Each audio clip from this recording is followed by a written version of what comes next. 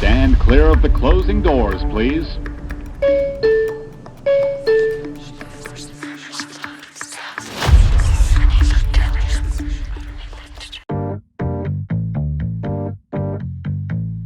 ¿Cómo estás, mi querido analista? Buenas noches. Hoy sí vamos a decir el día para que la gente tenga una referencia temporal, porque hace 2 semanas que no nos escuchamos. Y hoy estamos a 24 de junio del 2024 en la Ciudad de México. ¿Cómo estás, mi querido analista? Querida Sombra, ¿cómo estás? La verdad, bastante bien. Tlaloc nos hizo caso a nuestras oraciones. Tlaloc, Shak, Poseidón, todos los dioses, no olvidando al Ser Supremo, que también nos hizo el favor de mandarnos la lluvia, y aquí estamos. ¿Cómo estás? Muy emocionado. Fíjate que a propósito de Tlaloc, con todas las lluvias que se desataron en la península, estaba leyendo que en Progreso, en Yucatán, en Puerto Progreso, en Yucatán, pusieron una estatua de Poseidón, ¿no? Y entonces decían, bueno, seguramente que Shak se encabritó, y entonces ahora sí, como dijo, bueno, ¿y a ti, tú qué de aquí, cómo? Y ahí entonces se soltaron los guamazos con las lluvias, y ahí están las consecuencias. Qué importante es la lealtad, fíjate. Hasta en esos espacios es importante la lealtad. Y luego, el día de ayer, estaba viendo, ya sabes, en el scroll que tienes en Facebook, y encontré a los Simpson en un meme que me mató de risa, ¿no? Y entonces estaba el tal Homero con Marge viendo la ventana y decía, mira, qué bello Tlaloc, que cuando ve que a sus hijos les falta agua, se deja caer con la lluvia, no como otros que le dan sus mejores batallas a sus mejores guerreros, ¿no? Tipo el sol, por ejemplo. Pero bueno, pues sí, la verdad es que ya nos hacía mucha falta esta agua, a ver si el cilantro baja de precio, porque los tacos sin cilantro no son lo mismo, y el cilantro depende mucho del agua. Así que, a ver, mi querido analista, cuéntanos qué tenemos en la agenda el día de hoy, porque en estas últimas 2 semanas el país ha cambiado. El país es otro, tenemos gabinete parcial, algunas posiciones que ya nos contarás. ¿Qué más? Bueno, querida Sombra, para estas alturas de la semana ya tenemos una parte del gabinete, tenemos en la agenda el hablar sobre la deuda externa, hablar sobre la prueba PISA, que ya también se nos adelantó un poquito, hablar sobre el Poder Judicial, estas reformas que vienen. Entonces, pues vamos a ver qué es lo que vamos a alcanzar a trabajar el día de hoy, querido amigo. Pues a ver, empecemos con el tema de la deuda externa. ¿La deuda externa es qué cosa? ¿Por qué es importante hablar de deuda externa? ¿De qué se trata esto? ¿A quién se le pide? ¿Externo de dónde? ¿Existe una deuda interna y una deuda externa? Explícanos, analista. Ok, pues vamos allá. La deuda externa prácticamente es el conjunto de obligaciones financieras que un país tiene con acreedores extranjeros. Esto nos va a incluir todos los préstamos que obtiene el gobierno a través de empresas, instituciones del país, ese tipo de situaciones. Básicamente es la necesidad que tiene el país sobre recursos. Recuerda que el gobierno difícilmente genera recursos, pero sí tiene bastantes obligaciones, atender bastantes situaciones, y estas situaciones requieren de dinero. Entonces el gobierno lo que hace es emitir bonos, emitir papeles para que puedan financiarlo y pueda así allegarse y atender situaciones de interés nacional. A ver, pero cuando hablamos de deuda externa, ¿a quién le pedimos prestado de fuera? O sea, que vamos como con nuestros hermanos de Estados Unidos, nuestros hermanos europeos, o sea, ¿cómo es eso? Explícame, porque yo no entiendo de dónde viene el dinero. Ok, la deuda, supongamos que eres una familia que vas a necesitar comprar un bien, y entonces lo que requieres es lana porque no te alcanza a ti toda la lana que tienes en tus cuentas. Entonces tienes dos formas. Una, o consigues lana con algún cercano, que puede ser tu hijo, tu esposa o un familiar, o consigues lana con un ajeno, con un amigo. En este caso, la deuda externa, a quien le pide el gobierno mexicano dinero, puede pedírselo a otros países, como en este caso Estados Unidos podría prestar dinero a México, puede pedírselo a través de bancos internacionales, como ellos el Banco Mundial, Fondo Monetario Internacional, Banco para el Desarrollo, organizaciones financieras internacionales como el Fondo Monetario Internacional, que te acabo de decir. A esos organismos es a los que justamente puede pedirle el dinero en México. ¿Quién lo paga? Pues el dinero lo va a pagar única y exclusivamente el país a través de los ingresos que obtiene, que ya sea de lo que está generando a través de los impuestos o la recolección de impuestos que tiene, así como algunas otras fuentes de ingreso que pudiera tener el país. A ver, a mí eso me abre todavía más interrogantes.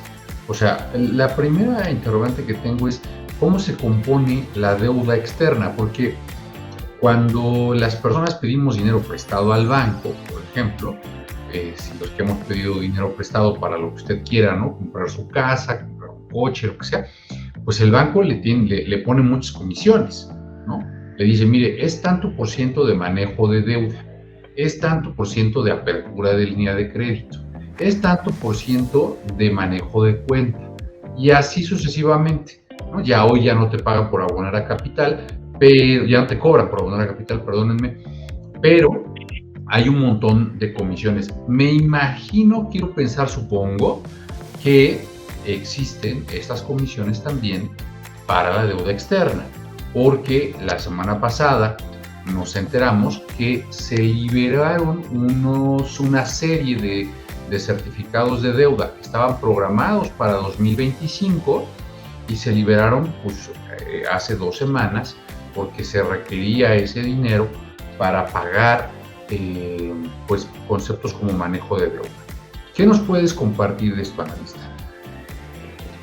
Bueno, pues justamente, el que te preste dinero un organismo internacional, un banco, un país, ¿qué va a querer a cambio? De entrada, un interés. No te lo va a prestar si no va a recibir una ganancia a cambio. Esa ganancia es un interés. Va a tener comisiones. Las comisiones que va a haber también va a ser por pagos atrasados.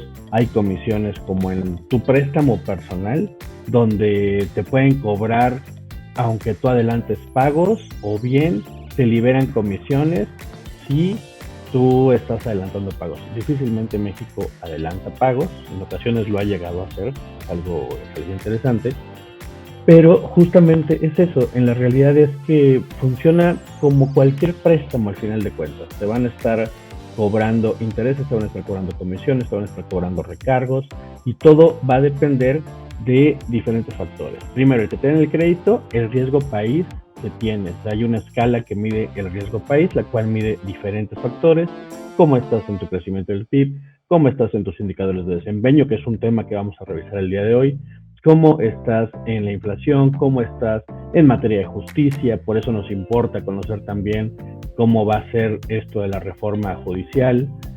Todo este tipo de cuestiones es lo que van a ir implicando cómo está el riesgo país de esta nación, la cual va a ser la que va a solicitar el préstamo para ver si es digna de que le den préstamo. Hasta ahorita, México ha sido un país que ha controlado su riesgo país y que ha sido digno de tener crédito, digamos de esa forma. A ver, explícanos qué es esto de riesgo país. O sea, ¿es un indicador que mide qué tanta certidumbre ofrece el país al dinero internacional? ¿Cómo se mide? ¿Quién lo genera? Cuéntanos de esto. Ahí no tengo información ahorita. Entonces, esa parte voy a deber. Bueno, no importa, porque eso es que sí te lo puedo decir, próxima. pero es muy amplio, exacto. Más bien ahí yo creo que sería, ¿qué te parece si para la próxima nos comentas sobre el riesgo país? Así me podrás preguntar y yo te digo, perfecto. Me parece, auditorio, la próxima vez vamos a hablar del riesgo país. Es una cosa muy interesante. Les vamos adelantando que el riesgo país es un indicador macroeconómico O sea que básicamente le dice al mundo cuánta confianza genera la economía nacional para que le sigan soltando lana. O sea, así, simplecito. Ya la próxima sesión, la próxima reunión, la próxima plática, vamos a ver cómo se ha comportado este indicador a lo largo de los últimos 12 años para que veamos pues, la credibilidad que tiene el país hacia el exterior. Pero bueno, vamos a dejar eso en el tintero. Después, hay otra cosa que tenemos importante en el país en términos de deuda externa. Tenemos una de las deudas externas más altas de la historia. ¿Qué nos puedes decir de esto, analista? Sin duda, dirían por ahí que es una herencia de los gobiernos anteriores, pero no necesariamente es una herencia de los gobiernos anteriores. Si bien es cierto, tenemos una deuda que podríamos decir es casi impagable, más o menos un mexicano que nace el día de hoy ya nace debiendo 180,000 pesos. Jesucristo vencedor. Ya nacemos con una deuda increíble. Entonces, ese es el último dato que tenemos. Entonces, en la realidad, ¿qué es lo que pasa? Que si bien es cierto, tenemos problemas que nos han generado deudas, préstamos que lamentablemente hemos solicitado y el destino de estos dineros pues se pierden o no sabemos cuál es en falta de tener transparencia en la información. Recuerden que en sesiones anteriores les habíamos dicho la importancia de tener la transparencia, ¿no? De saber cuál es el destino de los recursos que ejerce el gobierno. Pero con este tema, en la realidad es que México justamente tiene una deuda increíble. Pensemos que somos 130 millones de mexicanos y ya estamos debiendo 180,000 pesos cada uno, pues imaginen el monto que eso significa. Esta deuda también se va incrementando en cuestión de intereses, en cuestiones de pagos, en cuestiones de tasa de interés, cada que hay un cambio en las tasas generadas por el mismo miedo del propio mercado. Todo eso nos va provocando que el préstamo pareciera en su momento impagable, ¿no? Eso es lo que sucede con los préstamos. A ver, yo hice un poco mi tarea, Muy bien. analista, tú me mandaste a investigar y entonces yo fui muy obediente y entonces encontré que la deuda externa del gobierno federal para el 2024, para marzo del 2024, significaba 13 billones, auditorio con B de bueno, que la deuda, quién sabe si es tan buena en este caso, pero 13,375,507 pesos. Esto significa que el 84% de esta deuda se mandó al mercado interno con una contratación en un 77% a tasa fija, lo que significa que hay un componente de esa deuda externa a tasa variable. Entonces, eso complejiza el manejo de la deuda externa. Ahora, sí también hay que recalcar que la deuda externa en este momento es la deuda externa más alta de la historia.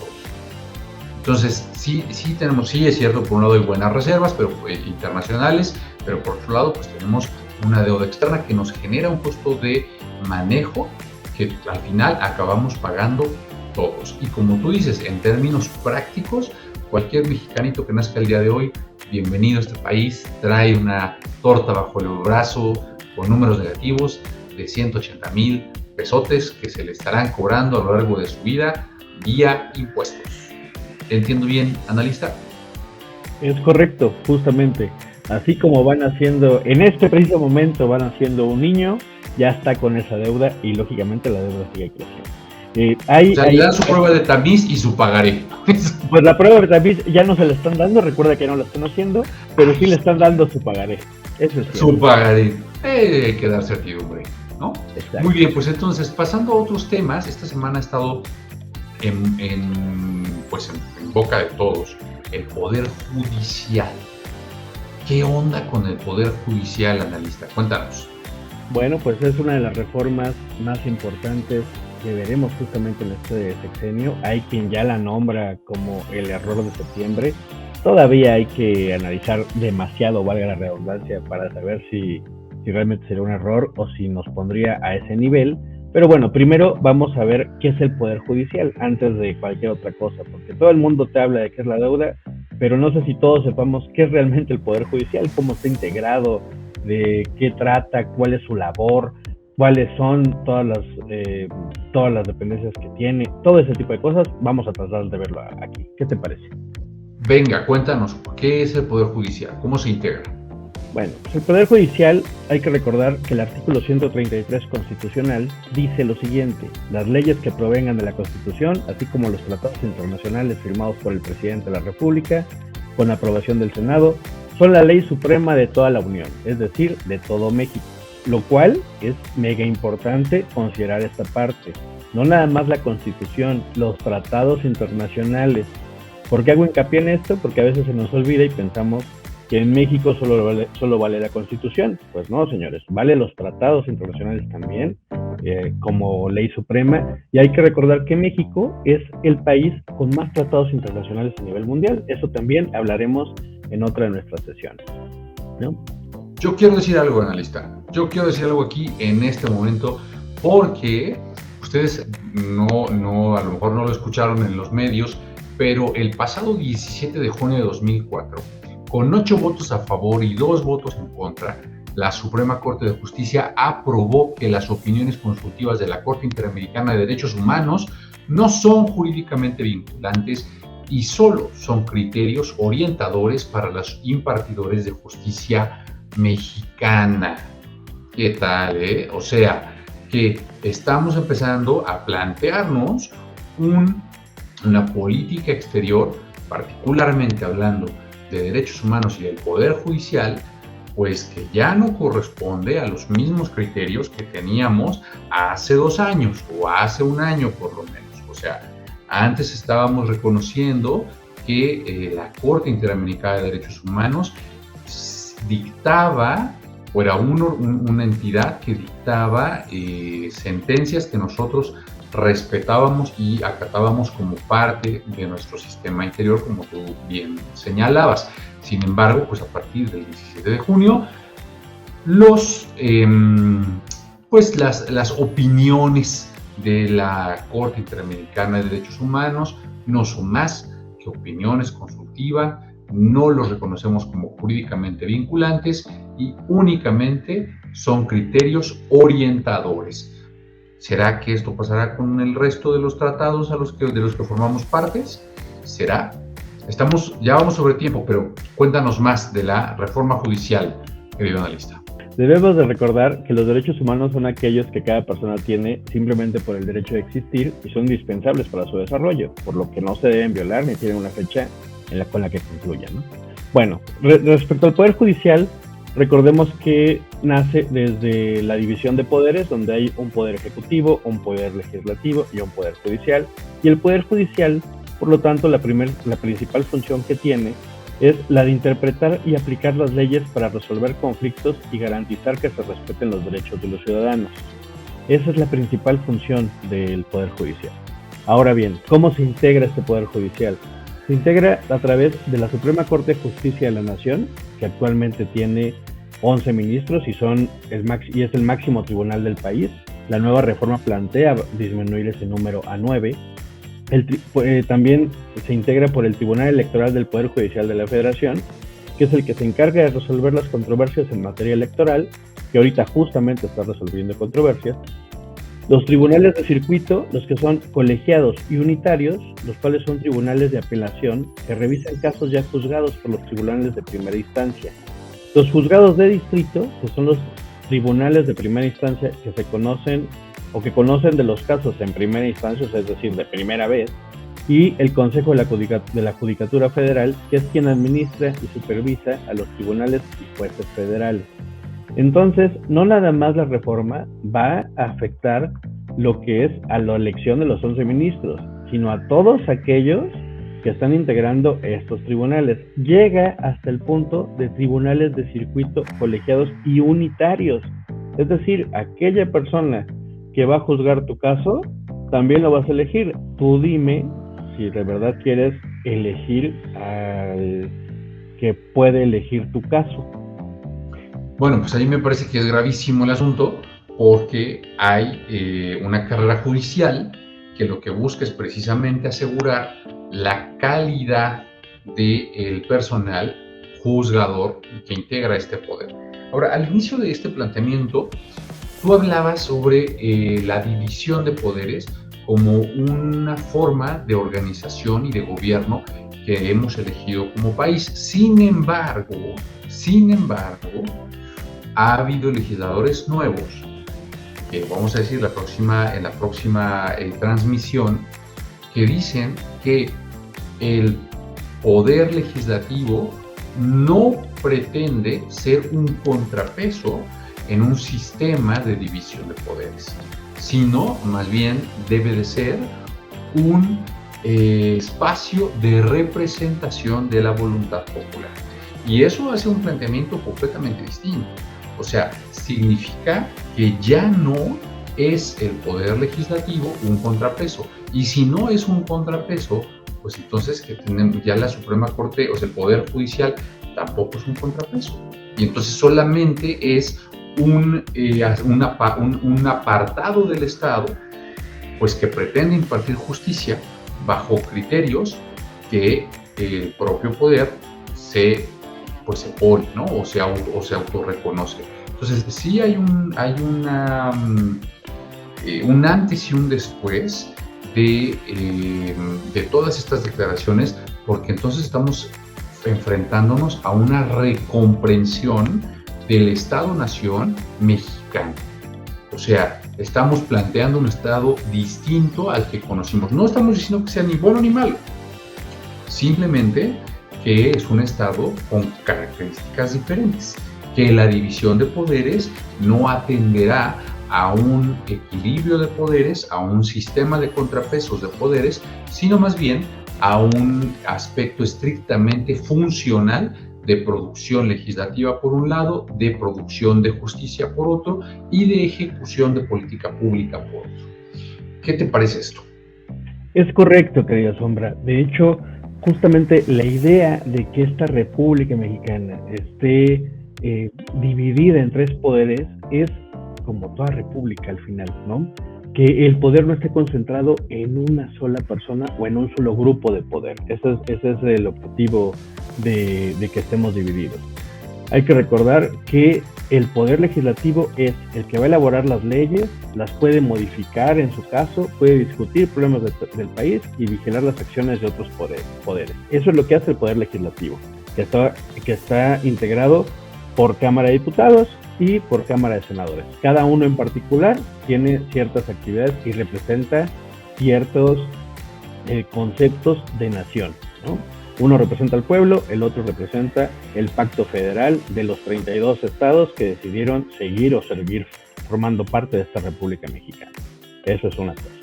Luego está el Poder Judicial, que es el que se encarga de vigilar que esas leyes se cumplan, ¿no? Ese es el objetivo del Poder Judicial, de modificar en caso que hubiera alguna ley que hayan aprobado que se contraponga en materia de constitución política o alguno de los tratados. Eso es lo que hace el Poder Judicial.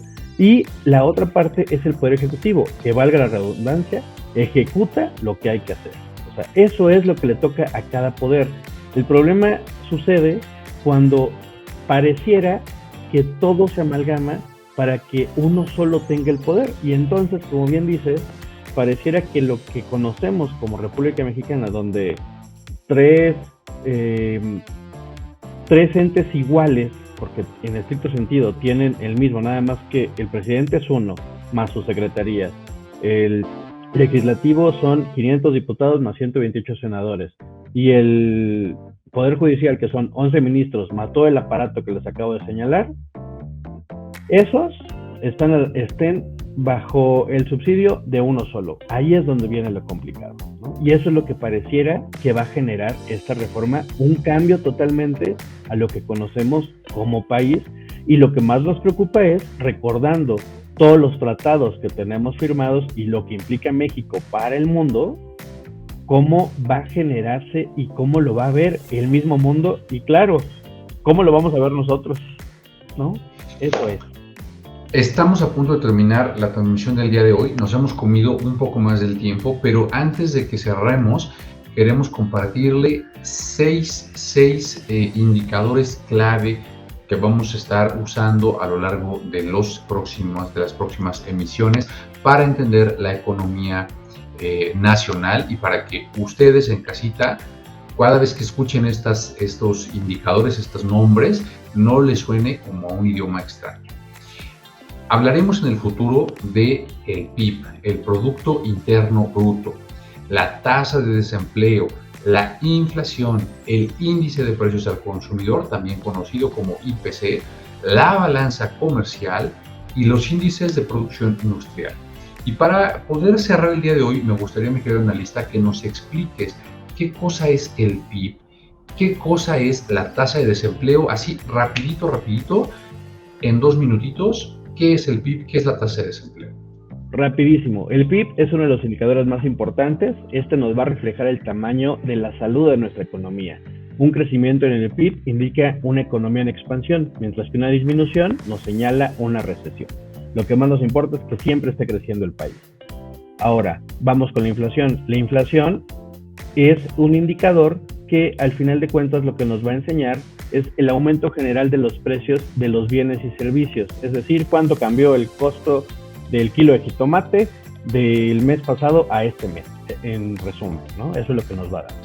En cuestiones de una inflación moderada es normal en una economía en crecimiento, pero una inflación alta pues puede reducir el poder adquisitivo y provoca inestabilidad económica. La deflación, que es otra de las formas de inflación o disminución de los precios, también puede ser problemática. No siempre es bueno que todo baje, ¿verdad?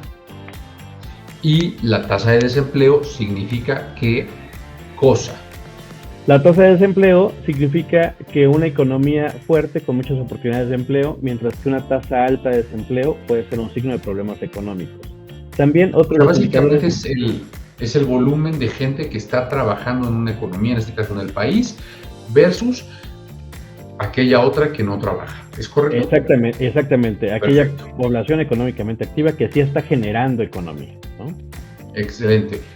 Bueno, pues vamos a tener que detenernos hasta aquí el día de hoy. Nos encantaría que nos compartan sus dudas, comentarios, sugerencias para los próximos programas. Si tienen algún tema en la cabeza que les gustaría que platicáramos, que explicáramos, que facilitemos para ustedes, nosotros encantados de la vida. El propósito de este programa, de este podcast, es que podamos generar siempre para ustedes información valiosa, que puedan tener conceptos valiosos que les permitan interactuar en sus relaciones económicas, en sus relaciones sociales de mejor manera. Queremos que el dinero les alcance para más, que hagan elecciones financieras inteligentes, porque al final vivimos en un gran país generoso para todos nosotros y entre más información tengamos, mejores decisiones podremos tomar. Querido analista, te mando un abrazo, nos vemos la próxima semana porque esa es la siguiente noticia. A partir de la próxima semana estaremos aquí con ustedes una vez a la semana en lugar de una vez a la quincena. Analista, antes, para cerrar, ¿algo quieras decirnos a todos? De entrada, excelente noticia que podamos estar con ustedes cada semana. Sigan atentos a las noticias porque esta semana tendremos una nueva parte del gabinete. Ya lo platicaremos la siguiente semana con ustedes. Así que hasta pronto. Hasta pronto. Adiós. Adiós. Adiós.